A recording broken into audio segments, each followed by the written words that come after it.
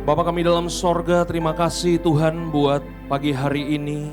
Kalau pagi hari ini kami boleh berkumpul dengan saudara seiman kami, memuji, memuliakan nama Tuhan. Kami yang ada di gereja ini maupun kami yang ada di rumah kami masing-masing, kami percaya Engkau Allah yang hadir di hati kami Tuhan. Biar hari ini jamahan kuasa-Mu menyertai kehidupan kami. Dan kami terus mengalami Engkau dalam kehidupan kami. Pada pagi hari ini berfirmanlah buat setiap kami ya Bapa. Biar firman kebenaran-Mu ini menjadi pewahyuan dalam kehidupan kami. Biar kebenaran-Mu mengajar kami, mendidik kami, bahkan menuntun kehidupan kami. Serta kami percaya firman-Mu yang akan mengubahkan total kehidupan kami. Urapi mulut bibir hamba-Mu ini ya Bapa. Biar apa yang keluar dari mulut bibir hamba-Mu adalah firman Tuhan yang murni dan yang rohani. Terima kasih ya Bapa, kami sambut firman-Mu ini di dalam nama Tuhan kami Yesus Kristus. Setiap kita yang percaya dan siap diberkati dengan kebenaran firman Tuhan, sama-sama kita katakan, berikan tepuk tangan yang paling meriah buat Tuhan kita Yesus. Silakan duduk Bapak Ibu, saudaraku terkasih dalam Tuhan. Shalom Bapak Ibu. Bagaimana kabarnya semua? Saya berharap semua dalam keadaan baik, semua dalam keadaan sehat ya. Di luar hujan ya Bapak Ibu ya, tapi saya percaya di dalam sini api Roh Kudus membakar setiap kita. Amin ya Bapak Ibu ya. Nah Bapak Ibu siap belajar firman Tuhan? Ya Bapak Ibu kita akan langsung buka Alkitab kita di dalam Wahyu 2 ayat yang pertama sampai dengan ayat yang kelima. Ya kita akan belajar dari sebuah gereja yang ada di dalam kitab Wahyu ya Bapak Ibu ya. Yang diberikan kepada Rasul Yohanes di Pulau Patmos dan ditujukan kepada jemaat Tuhan yang ada di kota Efesus Bapak Ibu. Ya. Wahyu 2 ayat yang pertama sampai dengan ayat yang kelima ya, coba kita akan kupas ayat per ayat. Mari kita baca sama-sama 1 2 3. Tuliskanlah kepada malaikat jemaat, katakan sama-sama di Efesus. Ya, jadi Efesus adalah sebuah kota metropolitan Bapak Ibu ya. Kota yang sangat maju. Kenapa? Karena kelihatan dari pelabuhannya, kota perdagangan Bapak Ibu, ini kota yang sangat luar biasa. Tapi hari ini kota ini tinggal puingan-puingan aja Bapak Ibu, tidak ada sisanya sama sekali. Nah surat ini ditujukan kepada mereka Bapak Ibu. Ya, dan ketika Tuhan datang kepada mereka, Tuhan memperkenalkan dirinya seperti apa. Alkitab katakan begini, inilah firman dari Dia yang memegang ketujuh bintang itu di tangan kanannya dan berjalan di antara ketujuh kaki dian emas itu. Katakan sama-sama ketujuh bintang. Katakan sama-sama ketujuh kaki dian. Ya, kalau Bapak Ibu tahu ya, mempelajari teologi Yahudi, Bapak Ibu akan mengerti bahwa angka 7 itu angka kemuliaan, angka yang sempurna. Tapi ada juga orang yang menafsirkan bahwa ketujuh dian itu bicara masalah ya gereja yang ada dalam kitab Wahyu itu ada 7 Bapak Ibu. Jadi waktu Tuhan berjalan, Tuhan melihat 7 jemaat yang ada di masing-masing kota ini Bapak Ibu. Nah ketika Tuhan datang melihat jemaat ini, kemudian Tuhan puji jemaat ini. Ya. Ayat yang kedua, apa pujian buat jemaat ini? Kita baca sama-sama 1, 2, 3. Aku tahu segala pekerjaanmu, baik jeripayahmu maupun ketekunanmu. Jadi ini jemaat yang sangat luar biasa Bapak Ibu. Jemaat yang punya jerilah, jemaat yang konsisten, punya ketekunan. Bukan jemaat yang naik turun, bukan jemaat kapal selam, apalagi Kristen napas Bapak Ibu. Katakan sama-sama Natal dan Paskah. Ya, jadi on fire-nya kalau lagi mau Natal, habis Natal nyungsep lagi ya kan. Mau Paskah on fire lagi nih bulan April mau Paskah ya on fire ya kan, habis Paskah turun lagi ya kan. Ini jemaat yang sangat luar biasa. Apapun situasi dan kondisinya mereka tetap punya ketekunan, punya konsisten Bapak Ibu. Sekali Yesus sedap. Seperti kata WL kita tadi ya kan, dahsyat ya kan. Ya, kemudian Alkitab katakan apa lagi ya? Aku tahu bahwa engkau tidak dapat sabar terhadap orang-orang jahat. Berarti ini jemaat yang sangat memegang kekudusan Tuhan Bapak Ibu. Bapak Ibu bayangin terhadap orang jahat aja mereka gak bisa sabar Bapak Ibu. Berarti di dalam jemaat ini tidak ada pelanggaran moral sama sekali. Ini jemaat yang sangat memegang kekudusan Tuhan. Bahkan dikatakan apa lagi Bapak Ibu? Bahwa engkau telah mencobai mereka yang menyebut dirinya rasul. Kata mencobai itu bisa diterjemahkan sebagai menguji mereka yang menyebut dirinya rasul, tetapi yang sebenarnya tidak demikian, bahwa engkau telah mendapati mereka pendusta. Jadi ini jemaat yang punya pemahaman teologi yang dalam, punya pengetahuan Alkitabnya itu dahsyat Bapak Ibu. Mungkin jemaatnya itu minimal STH, MTH, DTH, itu jemaatnya Bapak Ibu ya. Bayangin ada pendeta yang ngaco-ngaco pengajarannya, mereka bisa deteksi, mereka bisa membedakan Bapak Ibu. Ini dahsyat sekali ya kan. Kemudian apalagi pujiannya ayat yang ketiga, dan engkau tetap sabar dan menderita oleh karena namaku. Jadi ini jemaat bukan jemaat yang abal-abal nih Bapak Ibu ya. Bukan hanya sekedar jemaat yang setia, katakan sama-sama, bukan sekedar setia. Bukannya jemaat yang hanya sekedar gak pernah absen kebaktian. Datang kebaktian gak pernah absen, datang tepat waktu, bertahun-tahun. Duduk di tempat yang sama bertahun-tahun. Mungkin kalau dia mati itu kursi jadi milik dia tuh. Saking setianya dia udah kontrak mati sama kursinya Bapak Ibu. Tetapi ada begitu banyak orang yang setia, tapi mereka tidak rela berkorban Bapak Ibu. Mereka tidak rela menderita. Beda dengan jemaat di Efesus, mereka bukan hanya sekedar konsisten, mereka bukan hanya sekedar setia, tapi mereka juga rela berkorban dan rela menderita. Katakan sebelah kanan, sebelah kiri, kalau lu rela gak? Agak kurang nih kayaknya Bapak Ibu ya, nggak masalah Bapak Ibu ya kan. Ya kan? Kemudian dikatakan apa lagi Bapak Ibu? Dan engkau tidak mengenal lelah. Bayangin Bapak Ibu ya. Ini jemaat yang nggak pernah komplain Bapak Ibu. Jemaat yang nggak pernah ngegerutu. Jemaat yang tujuan dia melayani adalah dia ada di sebuah gereja tujuannya untuk memberi. Bukan hanya sekedar menerima Bapak Ibu. Katakan sebelah kanan sebelah kiri. Dahsyat jemaat di Efesus. Ya, ini kalau jemaat nih ada di Jakarta nih, banyak orang yang mau jadi gembalanya Bapak Ibu. Setuju gak Bapak Ibu? Jemaat yang sangat luar biasa. Ya, jemaat yang gak perlu diinspirasi, gak perlu didorong-dorong. Mereka punya inisiatif untuk melakukan segalanya untuk nama Tuhan dan pekerjaan Tuhan. Yang mengerti katakan haleluya. Tapi masalahnya begini Bapak Ibu, semua kedahsyatan, semua kelebihan yang dimiliki oleh jemaat di Efesus kemudian menjadi tercela Bapak Ibu. Katakan sama-sama tercela. Ya, Bapak Ibu, kalau Bapak Ibu baca Alkitab dalam Perjanjian Baru, kalau Tuhan ngomong tercela atau terkutuk, itu bahaya Bapak Ibu. Yang mengerti katakan amin.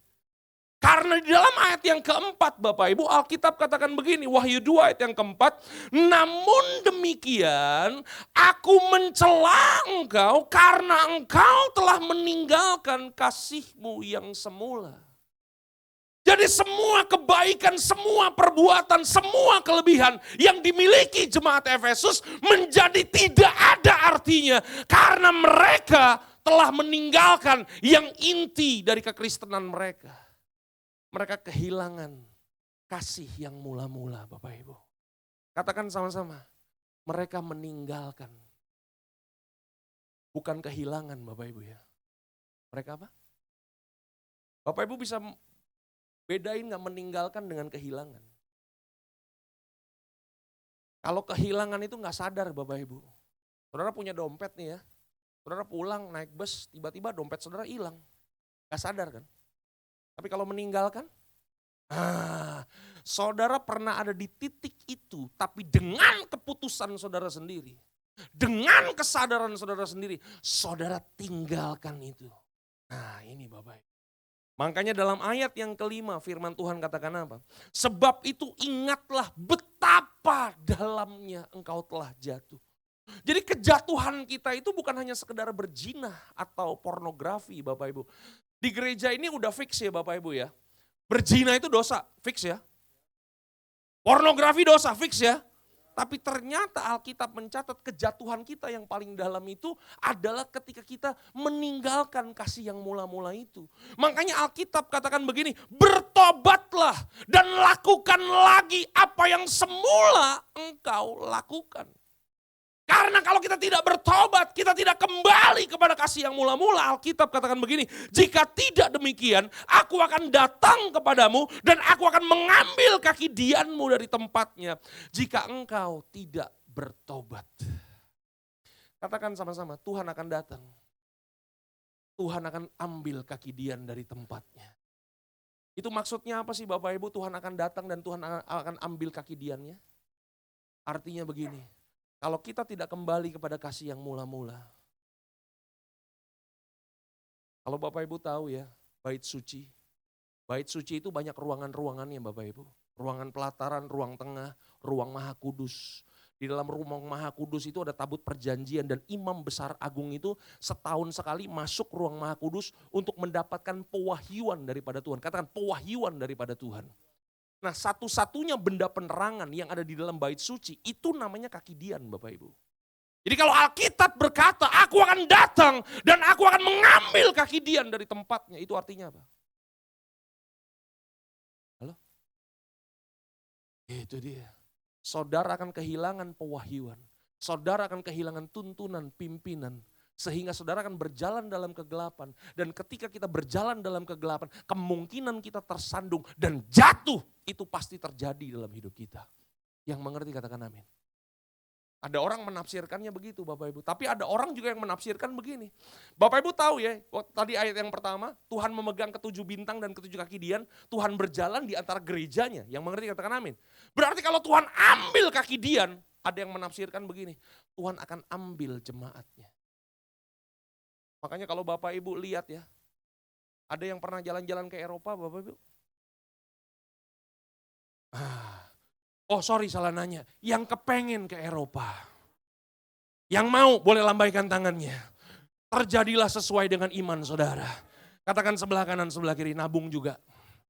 Jangan mujizat mulu Bapak Ibu ya.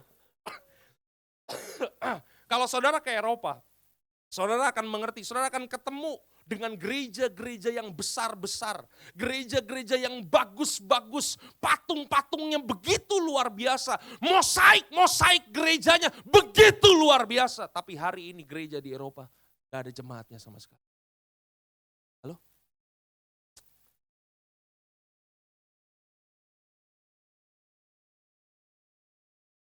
Kayaknya udah kelar nih khotbah nih, lo diem gini aja. Nah hari ini Bapak Ibu, kita akan belajar Bapak Ibu, kenapa sih ada orang yang bisa meninggalkan kasih yang mula-mula? Katanya orang percaya, katanya beribadah kepada Tuhan. Kenapa mereka bisa meninggalkan kasih yang semula? Bapak Ibu siap belajar? Yang pertama Bapak Ibu, kenapa ada orang yang bisa meninggalkan kasih yang mula-mula? Karena segala sesuatunya udah berjalan dengan biasanya. Segala sesuatunya udah berjalan dengan rutinitas. Dan segala sesuatu yang udah berjalan dengan rutinitas. Makanya begini, kita akan kehilangan kekaguman pada hal tersebut. Setuju gak? Bapak Ibu, saya mau nanya nih, pernah naik pesawat terbang gak? Tahu pesawat terbang gak? Tahu ya? Ya, saya masih ingat Bapak Ibu, pertama kali pengalaman saya naik pesawat terbang Bapak Ibu. Ya, itu berangkat besok jam 11, tapi dari malam kita udah gak bisa tidur Bapak Ibu. Kita udah gelisah, gak bisa tidur, deg-degan. Kenapa? Karena kita tahu besok tubuh kita ini gak akan nginjek bumi lagi. Ya, tubuh kita ini akan ada di ketinggian tertentu Bapak Ibu. Makanya dari malam udah deg-degan. Bahkan pesawat jam 11, jam 7 pagi udah duduk manis di bandara Bapak Ibu. Kita takut telat Bapak Ibu. Betul gak? Kenapa Bapak Ibu? Karena baru pertama kali Bapak Ibu. Kita begitu antusias, kita begitu luar biasa. Tapi sekarang, saya sekarang sebulan bisa 2 kali keluar kota Bapak Ibu. Iya kan? Bahkan kadang-kadang pesawat jam 11, setengah 10 baru dari rumah Bapak Ibu. Kenapa? Karena udah keseringan Bapak Ibu. Segala sesuatu yang udah keseringan, berjalan seperti biasanya, udah kita kerjakan dengan rutinitas, kita akan kehilangan kekaguman pada hal tersebut Bapak Ibu. Bapak Ibu masih ingat pertama kali Bapak Ibu pergi ke luar negeri, menginjakan kaki ke luar negeri, bagaimana perasaannya? Bagaimana perasaannya? Pertama kali saya ke luar negeri itu Holy Land Bapak Ibu. Pergi ke Israel. Kita udah dikasih tahu, pergi nih. Di Israel 5 derajat, kan Indonesia gak pernah ngalamin 5 derajat Bapak Ibu ya. Kan kita bingung 5 derajat nih mau bawa kutang apa gimana nih ya kan. Kita bingung mau bawa berapa jaket, ya kan kopernya bawa berapa gede, gak tahu akhirnya apa. Saking antusiasnya, semua kita bawa Bapak Ibu. Karena baru pertama kali. Bahkan sampai di Israel, norak dan kampungannya bukan main. Gak boleh ngelihat spot kosong foto. Ya kan? Ya kan? Ada tiang listrik, foto. Ya kan? Penunjuk jalan, foto. Semua difoto-fotoin Bapak Ibu. Bahkan begitu kita pulang ke Jakarta, kita pamerin semua yang kita foto. Kenapa? Karena baru pertama kali. Ya kan? Sekarang saya udah pergi ke 7 kali nih Bapak Ibu. Oktober kemarin terakhir pergi, disuruh foto-foto udah males saya. Lu aja yang foto-foto, gue udah males. Kenapa? Karena udah keseringan Bapak Ibu. Yang mengerti katakan haleluya. Begitu juga dengan kehidupan kita. Begitu juga dengan kekristenan kita. Begitu juga dengan pelayanan kita Bapak Ibu. Bapak Ibu masih ingat waktu nama Bapak Ibu pertama kali muncul dalam jadwal pelayanan. Dieter Nicholas Singer. Kita dikasih lagunya, dikasih bahannya. Kita dengerin terus dengan antusias. Bangun pagi denger. Makan siang denger, mandi malam denger. Kita dengerin, kita memastikan setiap liriknya tidak ada yang tertinggal. Bahkan kebaktian 9.30, jam 7 pagi udah di gereja. Kita udah mempersiapkan hati untuk latihan sama-sama, betul gak sih? Kita begitu antusias, bahkan kita berani loh ngambil tabungan kita untuk beli jas baru. Sedap. Yang mengerti katakan haleluya. Katakan sebelah kanan, sebelah kiri, itu dulu. Ya kan? Sekarang Bapak Ibu, ya kan? Setelah kita udah dijadwal bertahun-tahun singer terus. Kadang-kadang begitu kita dijadwal, kita ngomong sama penjadwalnya, bisa gak gue bulan depan aja lah pelayanan? Atau kita pakai alasan-alasan rohani, jangan gue lagi deh, yang muda-muda, regenerasi, dahsyat. Katakan sebelah kanan, sebelah kiri, bertobat loh. Yang mengerti katakan haleluya. Itu dia Bapak Ibu. Kalau makanya hari ini Bapak Ibu saudaraku terkasih dalam Tuhan, jangan sampai kita kehilangan kekaguman kita sama Tuhan. Persiapkanlah diri Bapak Ibu, dari rumah datang beribadah, persiapkanlah hati kita karena kita percaya hadirat Tuhan selalu baru setiap minggu di tempat ini. Yang mengerti berikan tepuk tangan yang paling meriah buat Tuhan kita Yesus. Yang kedua Bapak Ibu, kenapa ada begitu banyak orang yang kemudian bisa meninggalkan kasihnya yang semula? Katanya Kristen, katanya beribadah kepada Tuhan. Karena apa? Karena hatinya bergeser tanpa dia sadari. Bapak Ibu tahu apa yang paling berbahaya dalam kekristenan? Yang paling berbahaya dalam kekristenan adalah saudara merasa masih Kristen, saudara merasa masih beribadah kepada Tuhan, tapi sebenarnya saudara udah keluar dari rencana Tuhan. Saudara sudah keluar dari jalan-jalan Tuhan tanpa kita sadari Bapak Ibu.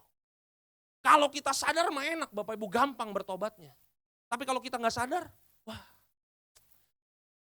Saya pernah punya pengalaman Bapak Ibu main di pantai sama anak saya.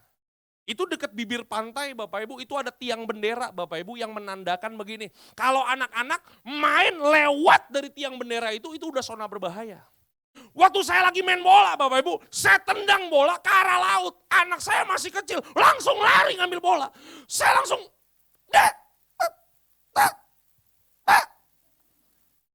senewen. Tahu senewen itu bahasa Jerman Bapak Ibu ya. Ya kan?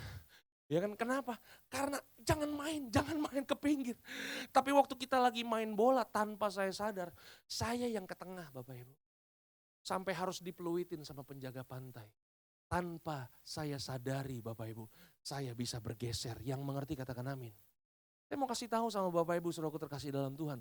Iblis itu gak ada liburannya Bapak Ibu. Halo? Iblis itu gak kayak saudara. Katakan sebelah kanan sebelah kiri. Kalau lu masih perlu healing. Iblis itu udah gak perlu healing Bapak Ibu. Dia akan bekerja 7 kali 24 jam untuk membuat saudara tanpa saudara sadari. Hati saudara bergeser pelan-pelan Bapak Ibu. Bapak Ibu pernah baca kisah tentang raja yang hebat yang namanya Salomo? Siapa Salomo ini Bapak Ibu? Salomo itu adalah bapak pembangunan Israel. Katakan sama-sama, bapak pembangunan Israel. Siapa namanya? Bukan Soeharto. Siapa namanya? Salomo. Kenapa? Karena dia punya hikmat. Dia punya kebijaksanaan, dia punya kecerdasan Bapak Ibu. Bahkan masalah-masalah pelik yang hadir dalam pemerintahannya. Bisa dia kasih solusinya, bisa dia kasih jalan keluarnya. Kenapa? Cerdas. Tapi kalau kita baca di akhir kehidupan Salomo. Salomo itu Bapak Ibu, hatinya bergeser tanpa dia sadari. Dan di akhir kehidupannya, Salomo menjadi seorang penyembah berhala dan melakukan apa yang jahat di mata Tuhan. Pertanyaannya, kenapa Salomo bisa kayak begitu?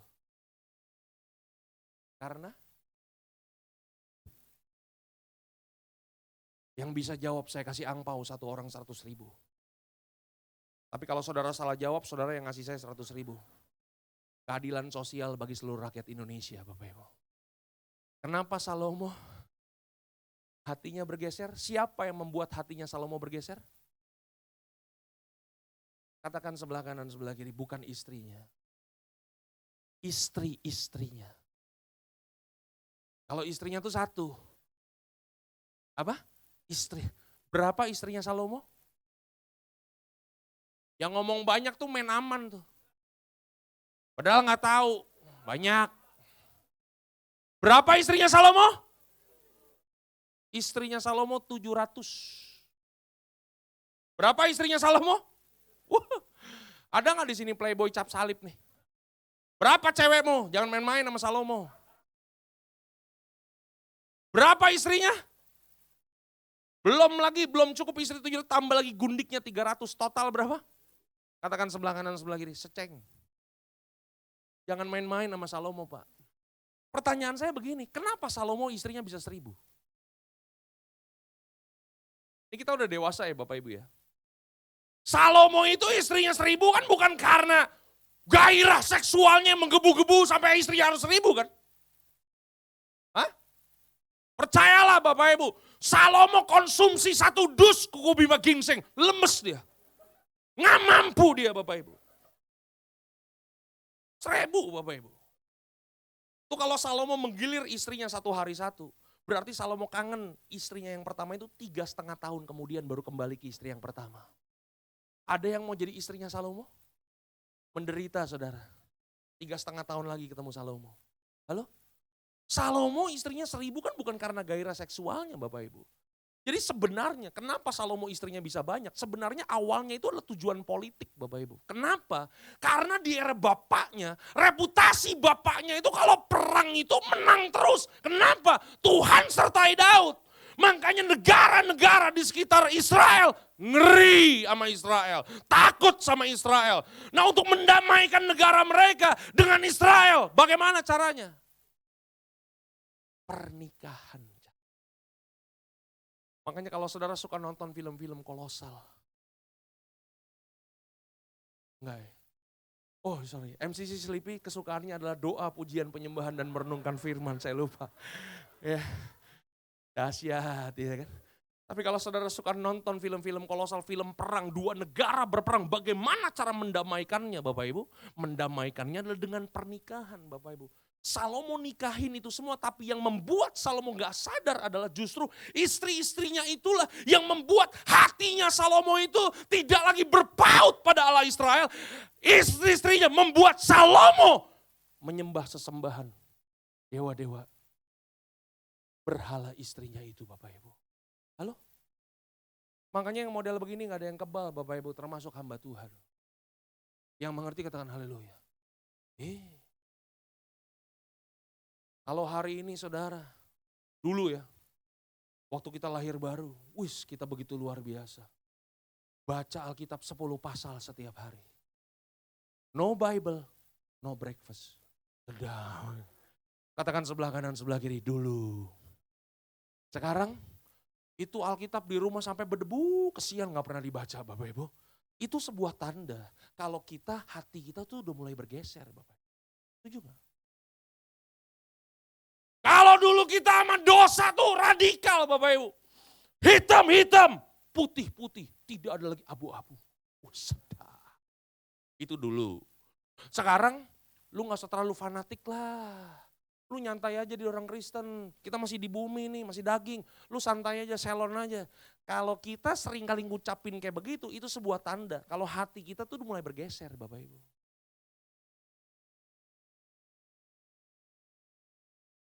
Di masa pandemi kan kita ini ya, udah kebiasaan dengar khotbah setengah jam. Begitu onsite, dengar khotbah telat dikit kita udah mulai gelisah. Keluar masuk toilet. Itu sebuah tanda hati kita udah mulai bergeser. Yang mengerti katakan haleluya. Hah? Amin Bapak Ibu? Makanya hati-hati dengan hati yang bergeser. Yang ketiga, yang terakhir, katakan yang terakhir. Ya, memberikan penghiburan kepada kita nih, udah mau kelar berarti kan. Apa sih yang membuat orang itu meninggalkan kasih yang semula? Yang ketiga, karena pergaulan Bapak Ibu. Setuju nggak? Bapak Ibu Saudaraku terkasih dalam Tuhan gak akan pernah jadi orang yang sungguh-sungguh cinta akan Tuhan. Kalau orang-orang di sekitar kita bukan orang-orang yang cinta Tuhan.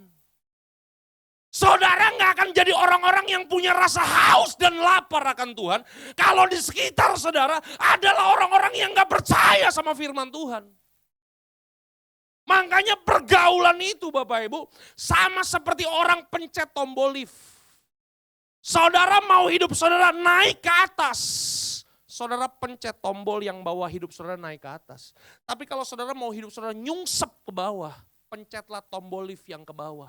Tergantung saudara pencet tombol yang mana. Katakan sebelah kanan sebelah kiri, tergantung lu mau pencet tombol yang mana.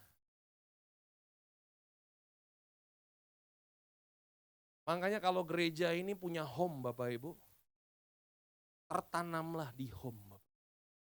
Bertumbuhlah di home Bapak Ibu.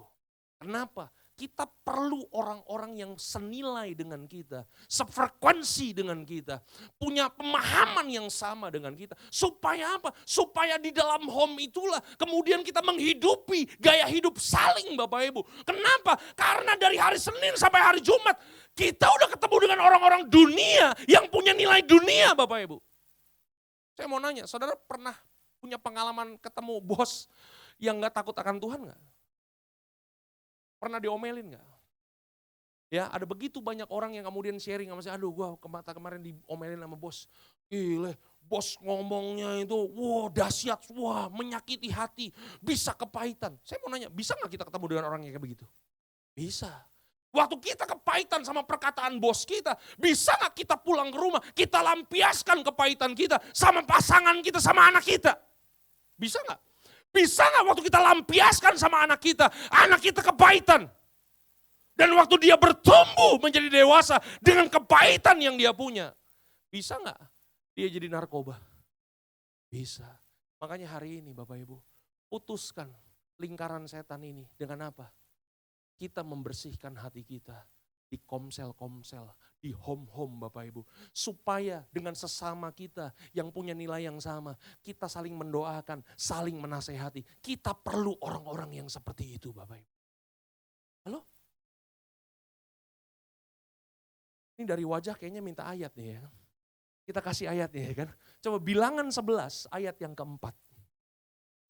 Sebelum saya bahas Bilangan 11 ayat yang keempat, saya mau minta izin dulu nih Bapak Ibu. Mau minta izin sama Pak Gembala juga nih. Ya kan, habis khotbah saya harus langsung jalan nih Bapak Ibu. Saya ada satu pelayanan lagi, gak apa-apa ya Bapak Ibu ya. Saya udah izin sama Bu Gem, Pak Gem. Ya, thank you ya. Tapi jemaat kayaknya gak ngizinin nih. Hah? Diizinkan Bapak Ibu? Gak apa-apa ya, oke. Bilangan 11 ayat yang keempat kita baca sama-sama. 1, 2, 3. Coba yang kerasan dikit Bapak Ibu, semangat ya baca firman Tuhan ya. Ya.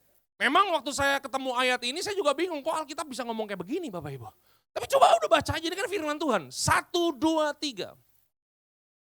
Ulang, 1, 2, 3. Orang-orang bajingan. Ini tolong ya multimedia ya, jangan dipotong ya.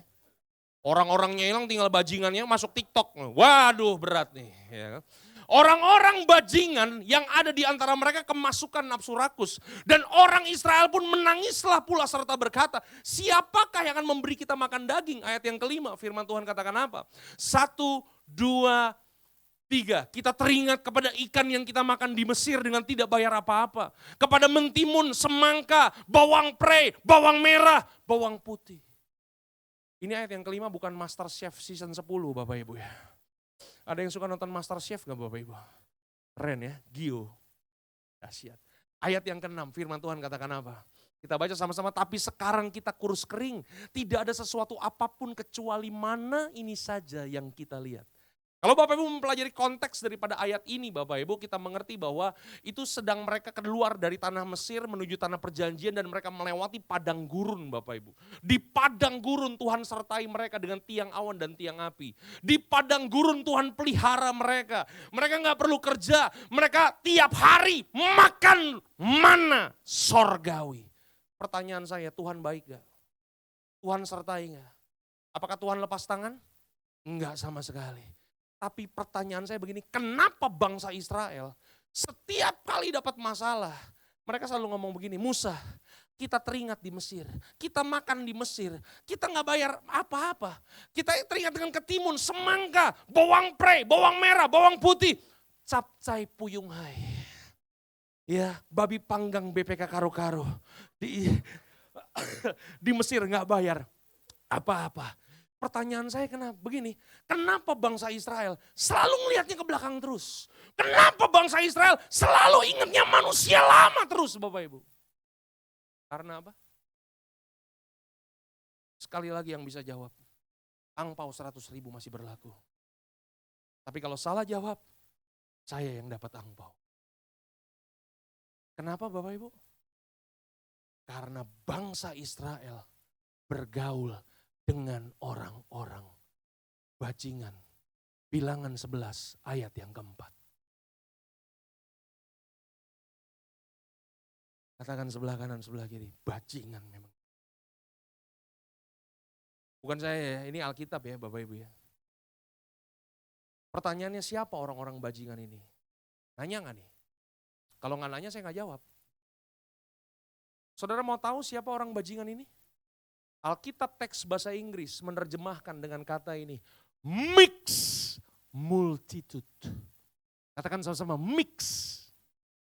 Bukan mixwe. Kalau mixwe kan saudara tahu ya es krim yang ada bobanya itu yang terkenal. Yang gak boleh ngelihat ruko kosong Bapak Ibu. Itu mixwe. Alkitab terjemahkan bukan mixwe, apa? Mix multitude yang artinya orang-orang campuran, bangsa campuran.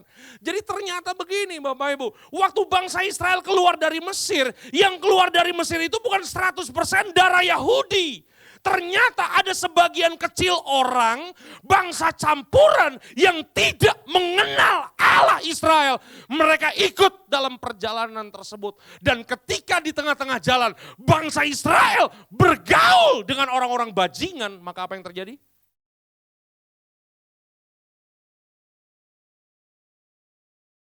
Orang-orang bajingan ini mulai menghasut bangsa Israel. Dan mereka berkata, kita mau makan apa di sini? Di Mesir kita makan ikan gak bayar apa-apa. Semangka, bawang pre, bawang merah, capcay puyung hai, babi panggang karo-karo kita gak bayar apa-apa. Di sini kita cuma makan mana sorgawi. Makanya bangsa Israel berkata kepada Musa, kita kurus kering, makan mana. Halo? Dari sini kita belajar apa? Ternyata pergaulan bisa membawa kita makin dekat dengan rencana Tuhan atau makin jauh dengan rencana Tuhan. Terserah saudara. Saran saya, jangan sampai saudara kehilangan orang-orang seiman. Minggu ini kami tunggu Anda di home-home. Tuhan Yesus memberkati. God bless you all. Masih kayak endingnya ya. Mari kita nyanyi dulu ya kan. Masih boleh nyanyi ya Bapak Ibu ya. Mari kita datang sama Tuhan.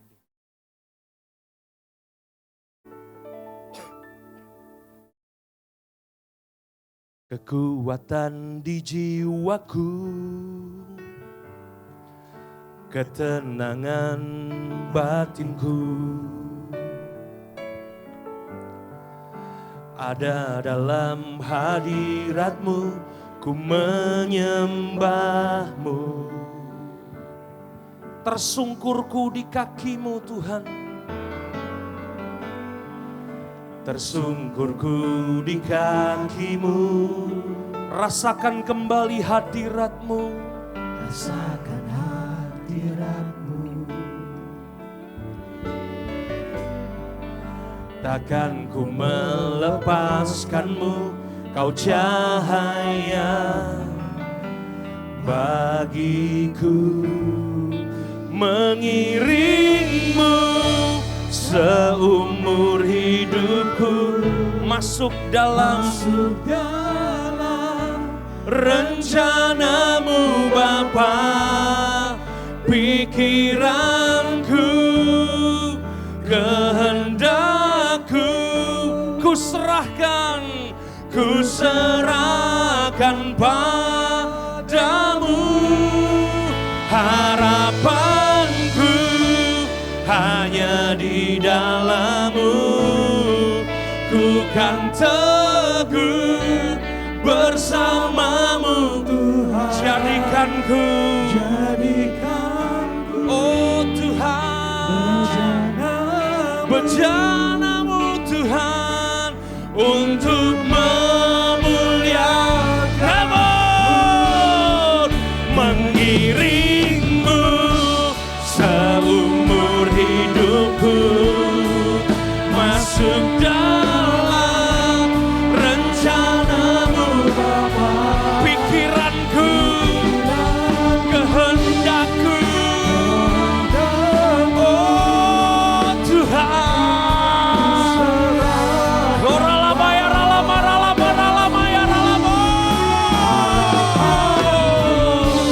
Hanya di dalam-Mu ku kan teguh bersama-Mu. Bejana-Mu,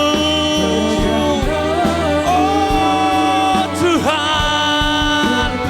Sekali lagi dengan iman katakan sama-sama, come on.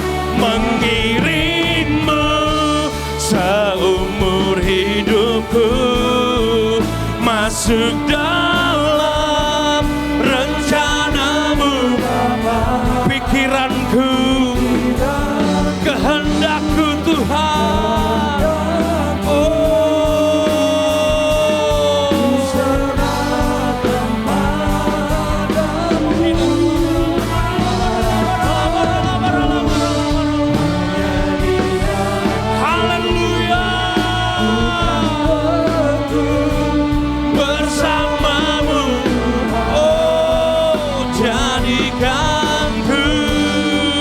bejana untuk memuliakan-Mu, untuk memuliakan-Mu.